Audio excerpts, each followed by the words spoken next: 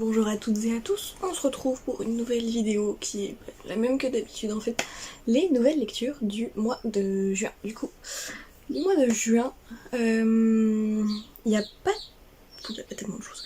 Il y a moins de mangas, enfin ça va aller plus vite au niveau des mangas, parce que j'ai que 2 nouveautés, 2 tomes d'une série et tous les autres c'est que des suites, donc je pourrais pas trop m'éparpiller dessus, donc normalement ça devrait pas être très long.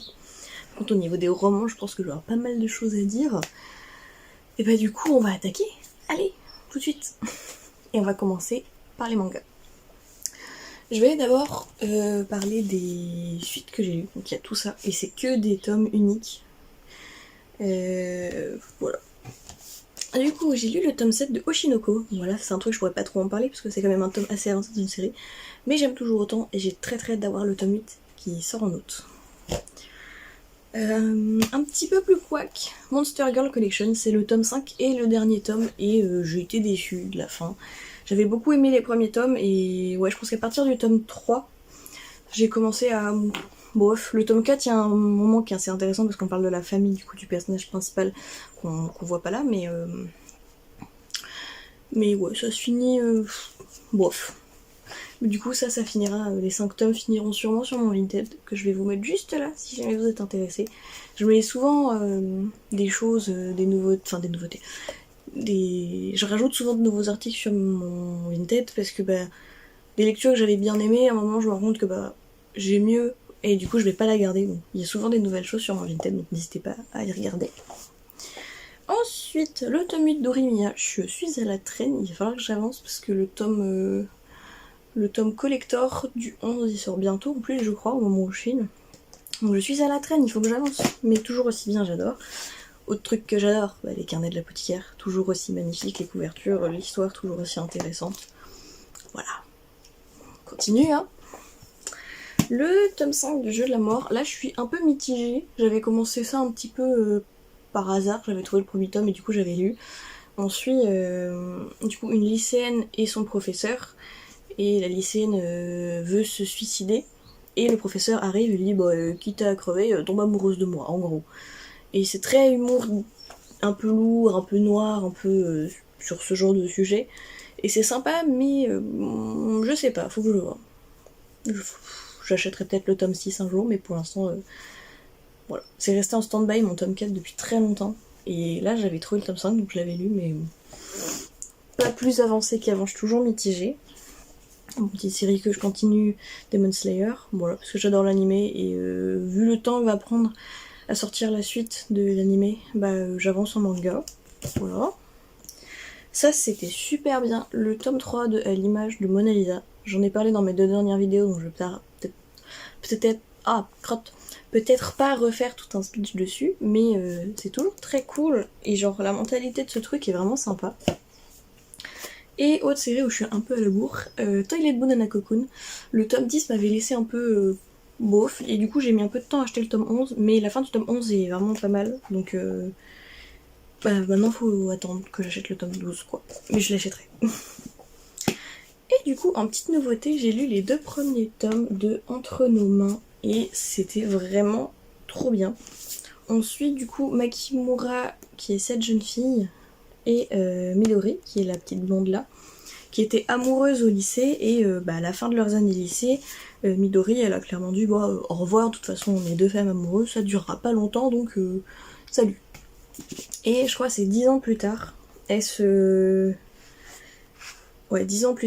retrouve totalement par hasard, puisque Midori elle est dans le salon cabinet d'ophtalmologie, et elle se rencontre totalement par hasard comme ça. Et elles vont renouer, on apprend rapidement que Midori, elle est enceinte, et elle est mariée, et on comprend très rapidement qu'avec son mari, son fiancé pour l'instant, c'est pas terrible, et on suit leur histoire d'amour, quoi. C'est choupillon, j'ai bien aimé.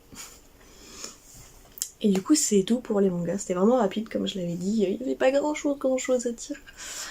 Et maintenant, on va passer au roman, où il y aura sûrement plus de choses à dire. Je vais les faire dans l'ordre de lecture, vu que c'est dans l'ordre dans lequel elles sont. J'ai lu en premier Les carnets de l'apothicaire, en roman, du coup, de chez Lumen Édition. Et Bah du coup c'est vraiment les premiers tomes. Il faut savoir que le manga est adapté du roman et pas l'inverse. Et genre vraiment de me replonger dans les premières histoires. Il y en a que j'avais oublié. Genre c'était trop bien. Et dedans il y a des pages de manga, genre comme ça, pour illustrer des fois. Ça je trouve ça incroyable. Et à la fin, il y a des images comme ça en couleur sur les différents personnages. Ah. Genre là on a les servantes de Dame Yoko. Ici on a du coup les 4 prétendantes une fois que Difa est partie. La danse de la nuit, trop chouette. Et donc il y en a... Non c'est tout. Mais ouais, ça faisait trop plaisir de retourner dans cet univers. Genre les débuts de l'univers. Ça fait un moment que moi j'ai commencé à les lire, les carnets de la poutine, puis donc replonger au début de l'histoire. Petite nostalgie quand même. Ensuite, j'ai lu Le Bon Bébé, La Chasseuse et l'Alchimiste, qui est vraiment genre l'objet livre en lui-même est magnifique. Genre les dorures et tout. Avec le soleil on les voit bien. C'était trop bien. On suit du coup Margaret, qui est fille d'une alchimiste hyper connue qui s'appelle Evelyn. Et Evelyn, ça fait des mois, ça fait 3 mois au début de l'histoire qu'elle est partie pour faire des... Enfin pas des enquêtes, mais des recherches, pour faire des recherches du coup en tant qu'alchimiste. Et ça fait 3 mois que du coup Margaret est toute seule chez elle avec son chien et son cheval, et qu'elle doit tout faire à la maison. Et en parallèle, on a Wes qui est apprenti alchimiste, mais qui est vraiment pas très doué, qui a très mauvaise mémoire, et du coup qui retient rien en fait. Et à chaque fois qu'il trouve un professeur d'alchimie, il finit par se faire foutre dehors, et son dernier espoir du coup c'est Evelyn, qui est la seule alchimiste connue qui l'a pas foutu dehors. Il va donc se rendre avec le peu d'argent qu'il a, parce que du coup il vient d'une famille pauvre. Les deux ils sont étrangers, c'est-à-dire qu'ils ont des origines étrangères, et du coup c'est mal vu par les gens qui sont pas étrangers. C'est le racisme dans ce bouquin-là. Mais ils le savent pas forcément. Mais Wes, du coup, pauvre, prend le peu d'argent qu'il a pour venir, et il tombe sur Margaret qui lui dit que sa mère est pas là et que ça sert à rien qu'il reste. Et au final, elle finit par céder et lui dire ma mère rentre dans 2 semaines, reste 2 semaines. Et en fait, elle en sait rien. Et oula. Et durant cette période-là, il va y avoir du coup la chasse, d'où le titre de La Chasseuse et l'Alchimiste, qui est en fait un événement où il y a des monstres, enfin il y a une créature, j'ai plus le nom de la créature, mais genre en fonction des origines des gens, la créature elle a pas la même signification. Dans l'origine de Wes, elle est vraiment genre, c'est une créature de Dieu, il faut la vénérer et tout, mais les gens normaux, entre guillemets, genre les gens qui ont la plus grosse partie de religion, genre comme le christianisme chez nous, pour eux, bah, c'est un jeu où il faut la tuer parce que de toute façon elle détruit tout, donc bah, celui qui tuera la bête deviendra le super connu, toute la reconnaissance du monde, gagnera plein d'argent, voilà. Et les deux trouvent un accord, c'est de participer à ce truc parce que bah Margaret elle se dit ma mère elle a besoin de ça pour ses recherches, si je le tue et que je gagne, elle va revenir et elle va m'aimer et elle ne va plus jamais repartir. Wes, elle lui vend ça comme bah, si tu l'attrapes avec moi, elle n'aura aucune raison de ne pas te prendre comme apprenti. Et du coup, ils vont finir par s'associer pour attraper la bestiole, qui en fait, qui est ce truc là, c'est le Hala. Et ils s'inscrivent, voilà. Sachant que du coup, au village, tout le monde les déteste parce que c'est des étrangers. Donc bah, tout le monde va leur foutre des bâtons dans les roues. Notamment Jamie, qui est du coup un adolescent de leur âge, qui est complètement raciste et qui voit que leur origine et rien d'autre. Mais c'était trop bien. Voilà. Ensuite, le BookTok m'a eu, pour changer. J'ai lu Love and Other World de Christa Lorenz. L'année dernière. Le mois dernier, j'ai lu plein de Morgane Moncomble. Cette année, c'est du Christina Lorenz qui est passé. Et j'ai adoré. C'était trop bien. Et j'ai pleuré toutes les larmes de mon corps aussi à certains moments. Donc je dirais, je pourrais pas en parler parce que sinon c'est du spoil. Mais ensuite, du coup, Macy et Elliot, qui ont dans la trentaine, il me semble, au moment où on lit l'histoire. Et on a un parallèle en fait avec eux quand ils étaient plus jeunes, c'est-à-dire que tous les deux, ils se connaissent depuis qu'ils ont 5 ans, puisque quand ils avaient 5 ans, la mère de Macy est morte quelques années avant, et elle a laissé à son père toute une sorte de liste directive, et il y en avait une où il fallait que, quand Maïsy se sentait pas bien, il fallait qu'il parte en vacances. Du coup, il a acheté une maison de vacances, et ils se sont retrouvés à habiter à côté de chez Elliot.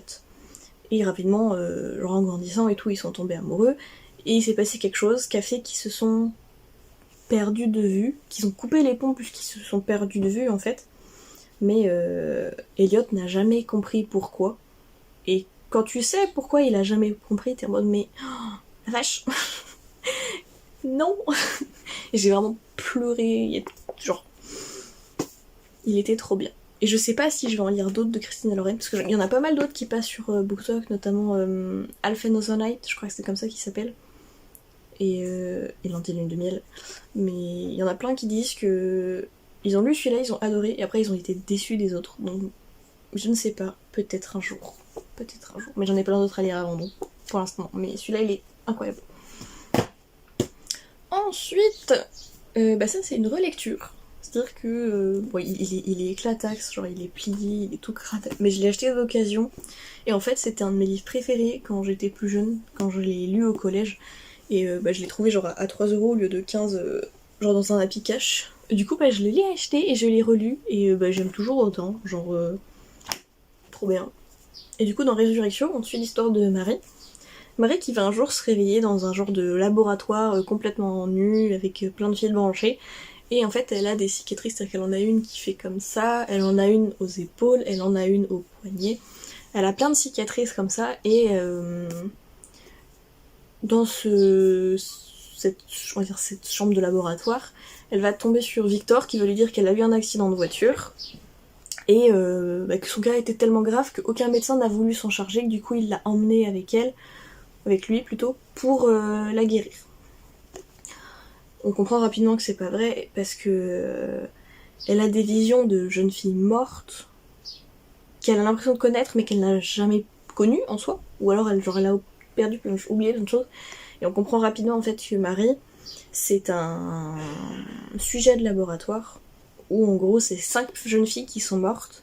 On a repris des parties de corps de ces 5 jeunes filles, il y en a une on a repris ses mains, une on a repris ses bras, une on a repris ses jambes, pour du coup en faire un soldat parfait et voir la mémoire des membres. C'est-à-dire que Marie, ses mains se souviennent comment jouer du piano alors qu'elle n'en avait jamais joué avant, par exemple.